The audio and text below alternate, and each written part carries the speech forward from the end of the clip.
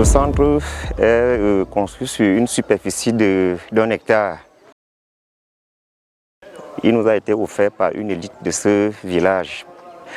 Il y a les infrastructures, notamment la salle de process, le magasin, le château, les toilettes. Dans ce centre, il y a de cela quelques mois seulement. Cette année, nous ne pouvons pas déjà estimer le volume que nous avons produit parce que nous sommes en cours de la campagne, nous sommes en train de récolter. Donc pour répondre à cette question, nous devrions produire un volume costaud.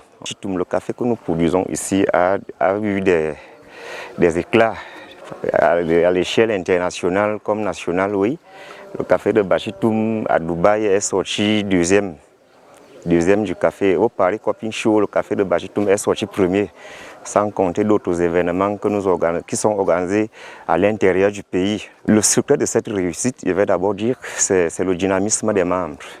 Nous travaillons en groupe. Nous nous déployons pour une activité comme la récolte, par exemple. C'est tout le groupe qui se déploie pour se diriger vers le champ où nous allons travailler la récolte. Nous voulons agrandir le site. Nous attendons accueillir une très grande quantité de café qui doivent entrer dans ce centre.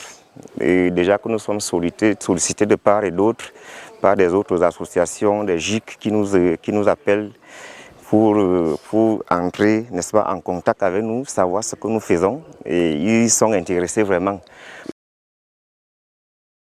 Mes équipes et moi, nous avions mis en place 4 process et que nous faisons régulièrement au centre. Il y a le process ONI, le process submergé, le process naturel et le process anaérobie. Ce qui concerne les process, s'il faut parler du ONI, le ONI, c'est ce café qu'on fait par voie humide. Lorsque le café arrive au centre, les équipes du centre s'occupent de retirer les flottants et ils décident sur le honey. Le honey, on met les cerises de café dans une dépulpeuse.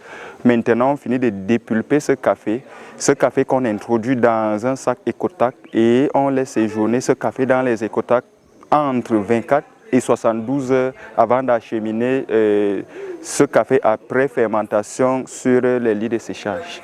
Maintenant, en ce qui concerne le café submergé, lorsqu'on a fini de faire les différentes étapes au centre, on prend ce café qu'on introduit dans un fût jusqu'à immersion totale.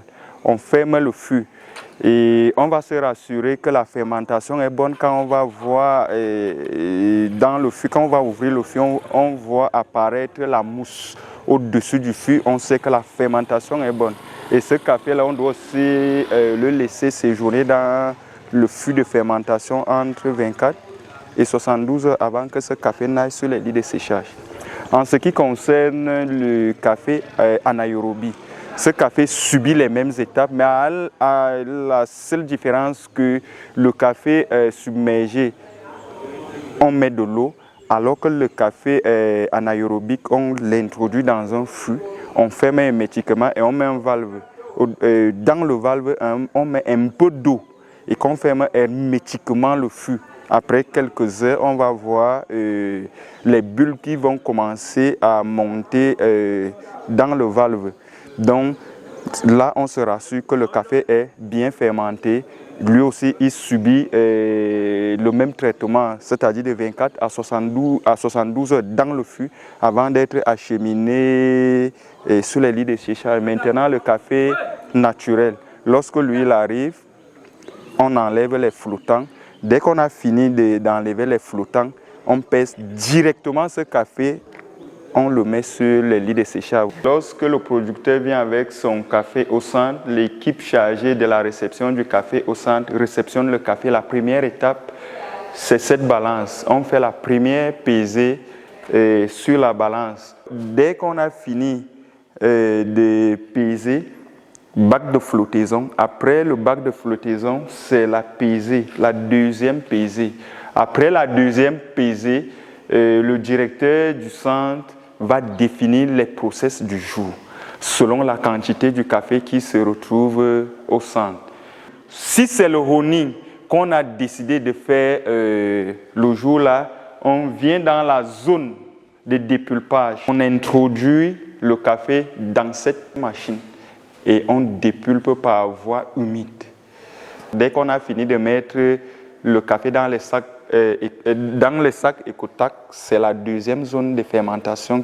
On introduit les cerises de café dans ces fûts. On verse de l'eau jusqu'à immersion totale et on referme le fût.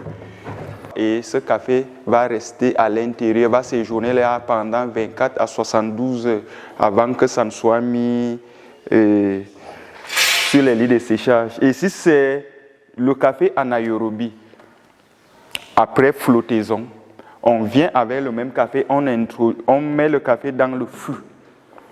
Dès qu'on a mis le café dans le fût, vous voyez par exemple le couvercle, il y a un trou. Et c'est à partir du trou-ci qu'on va mettre le valve.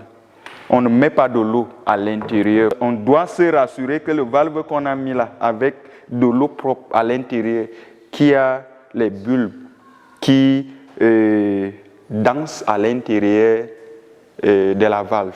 Après utilisation des machines, on vient dans la zone de lavage, on lave systématiquement les machines et on nettoie le sol.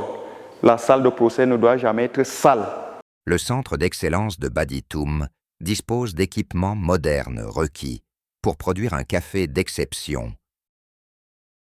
Une salle de process, une aire de séchage, un magasin de stockage,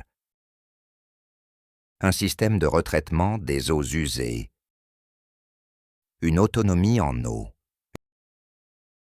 une autonomie en énergie, 15 kW, soit 12 heures, des toilettes aux normes internationales